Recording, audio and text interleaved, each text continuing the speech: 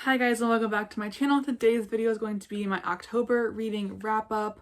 So the day that I'm filming this, it is the day before Halloween, so it's the second to last day of the month. At the time of filming this, I'm not completely done reading for the month. I have a book that I'm reading right now that I'm almost done with. So that will be added into this video, obviously at the end after I've gone through all the other books, but it probably will be a separate clip because me right now has not finished it, but you will see future me at the end when I have finished it. So let me just start off by showing you again. It's not complete because I still have some reading to do, but here is my October calendar. I had to do the little color coding on this side, but it's a very colorful month. I like all the colors that I chose to highlight this month, and I usually choose the colors based on like the cover of the book. So I've read every single day this month so far except for 2 days. Again, there's still 2 days left in the month as well, but it depends on if I finish the book today. If I finish the book today, there'll be 3 days that I haven't read because I won't read tomorrow probably. We'll see. But if I don't finish the book today, then I'll read it obviously tomorrow, so then there'll be 2. So it'll be 2 or 3 days out of the whole month that I haven't read. So let's jump into the first page here of the first books that I read. So the first book that I read this month was Practice Makes Perfect by Sarah Adams. This book is the second book in the When in Rome series. This one follows Annie, which is Noah's sister from the first book. So this one I rated a 4.5. I really enjoyed it a lot. I think I actually rated this more than I rated When in Rome. And I loved When in Rome. I'm surprised I didn't rate that one higher, to be honest. Yes, I rated When in Rome a 4. So I rated this a 4.5. Let me read you my thoughts and then we'll go from there. So right off the bat, I could feel Will and Annie's connection. Their interactions were so goofy and I loved them. Will is such a nice guy. He's so protective of Annie. It's adorable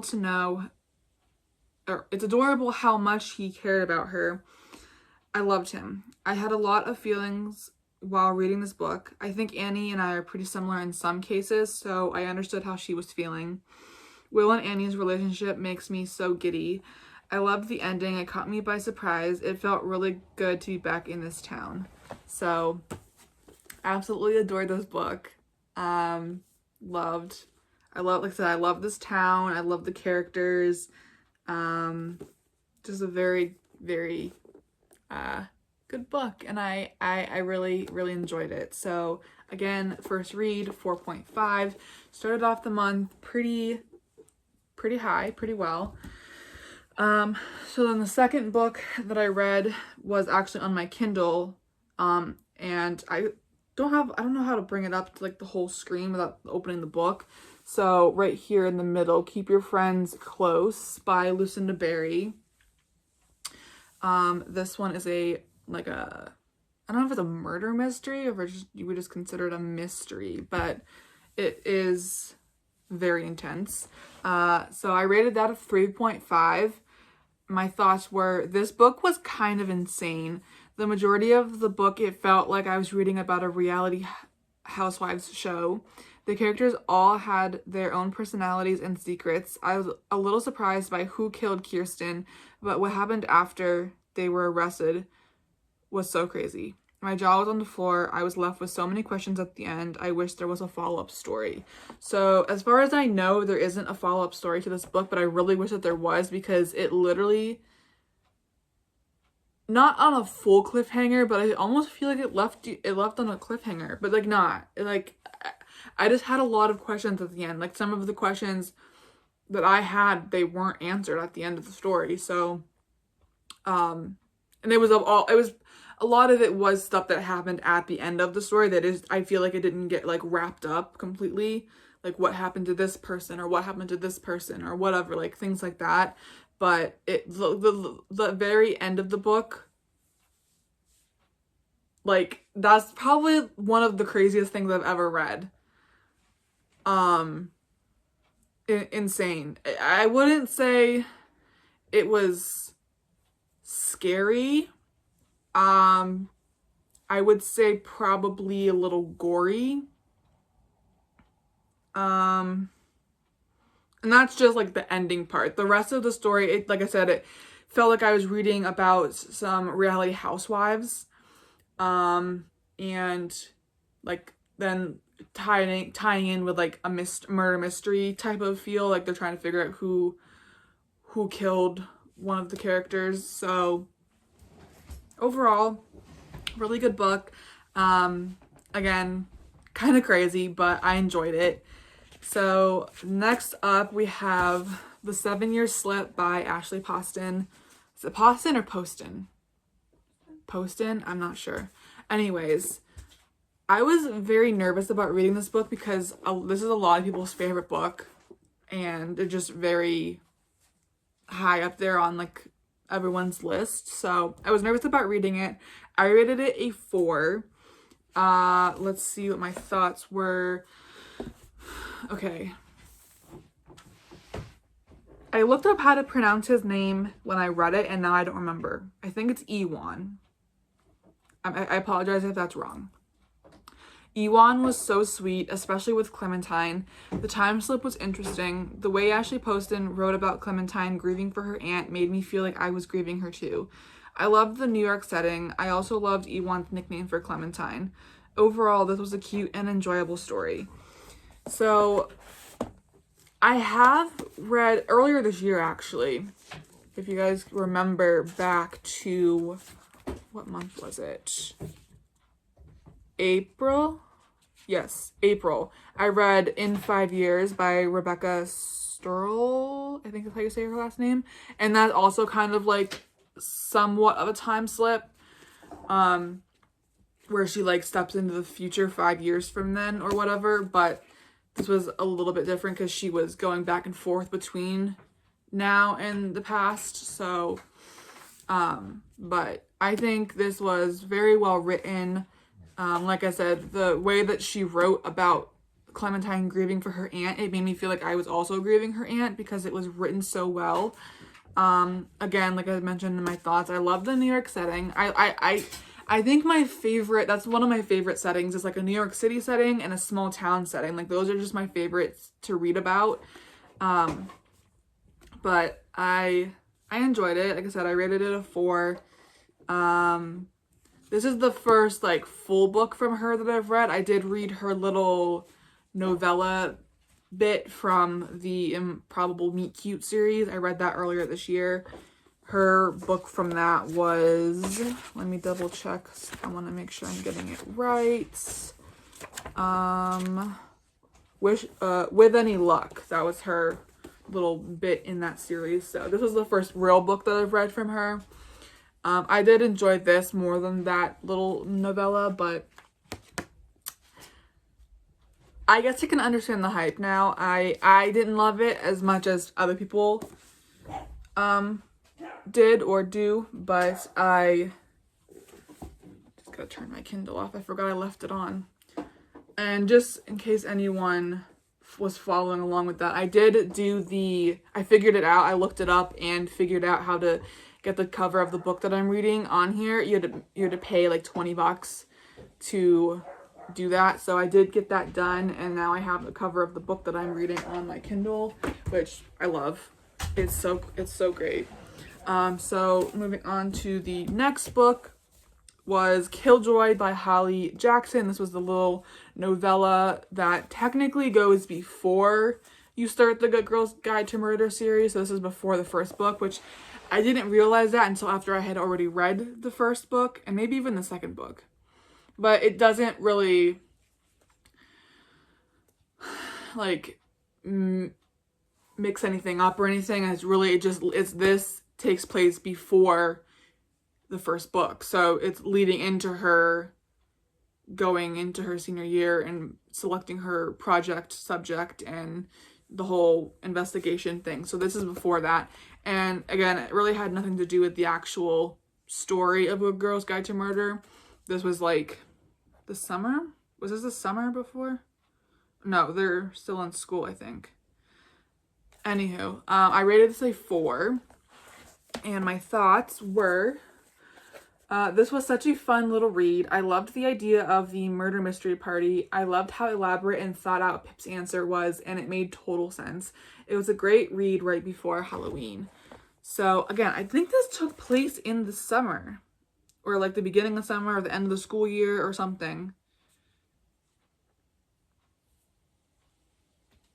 But one of her friends, oh, what is his name? Jamie's brother. What is Jamie's brother's name? I'll get it. Hold on. Connor. I knew it started with a C. So Connor and his brother Jamie hosted this murder mystery party, and all of their friends were invited. Pip, Kara, Lauren, Aunt, Zach. I think I got them all, and they are taking these roles as part of like a murder mystery, and they're trying to figure out who did it. Like it's like a who did it scenario. But it was very enjoyable to read. It all takes place in like one night, so very quick and easy read.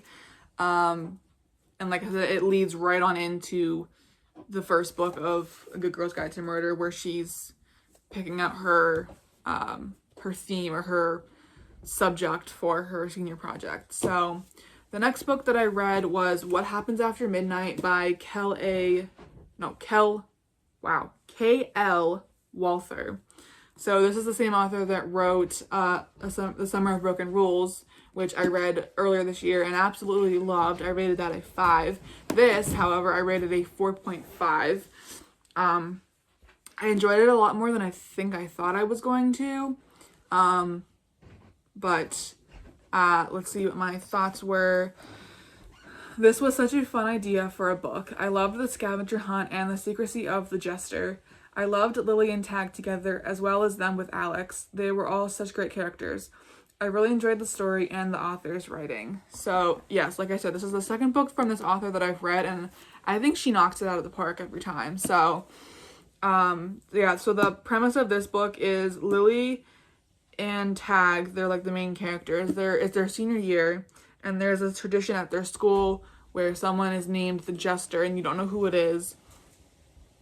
But they're basically pulling like a senior prank, and they have to, get this prank done in the middle of the night after midnight, without getting caught. And it's just a really fun little story. Like I said, there's a scavenger hunt involved, and I thought it was really fun. So 4.5, great read.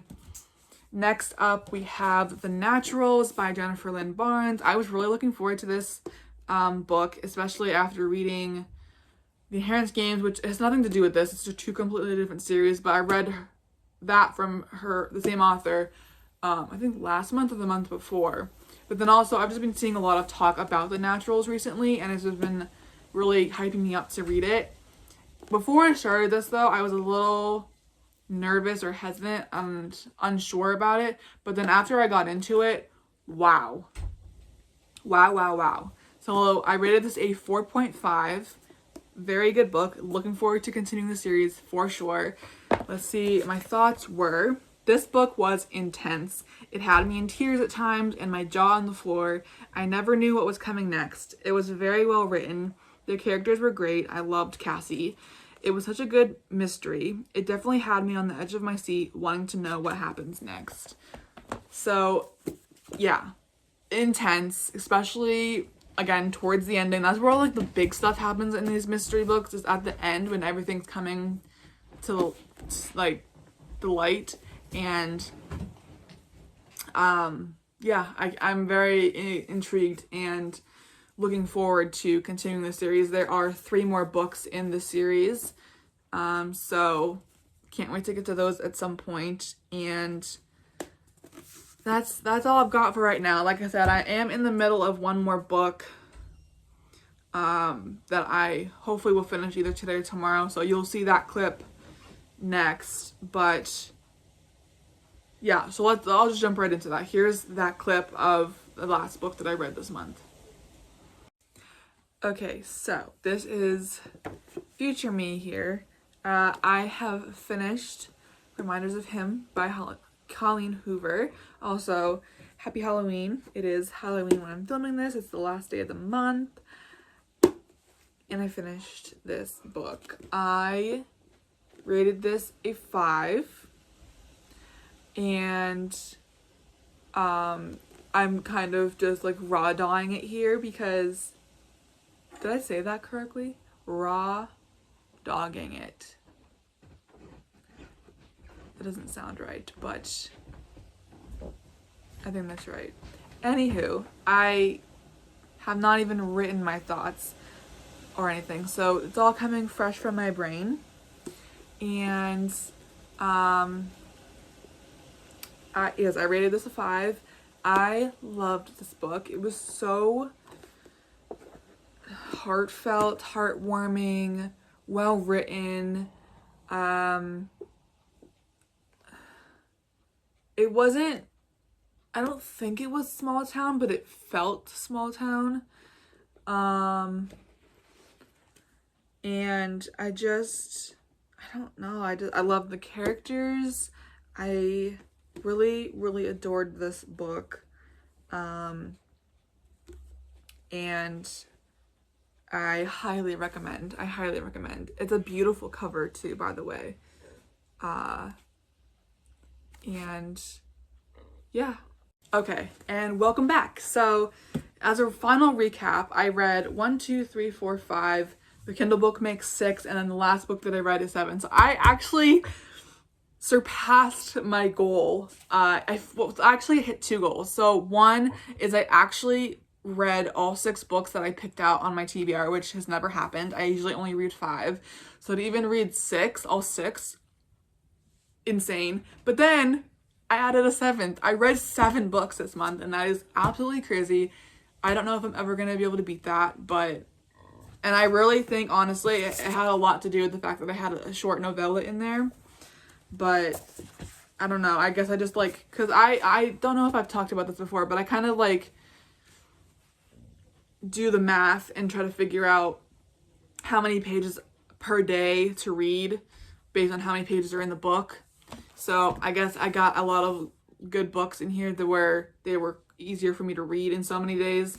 So I ended up reading all 6 of my TBR books with like 5 days to spare. So that's why I knew I could throw in another book. So I cannot believe I did 7 books this month. That's insane.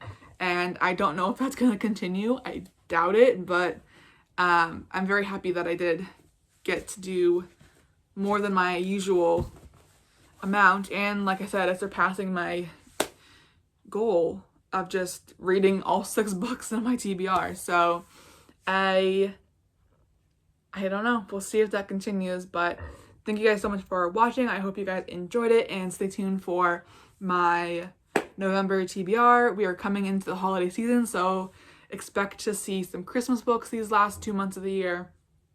And I will see you guys in my next video. Have a magical day. Bye, guys.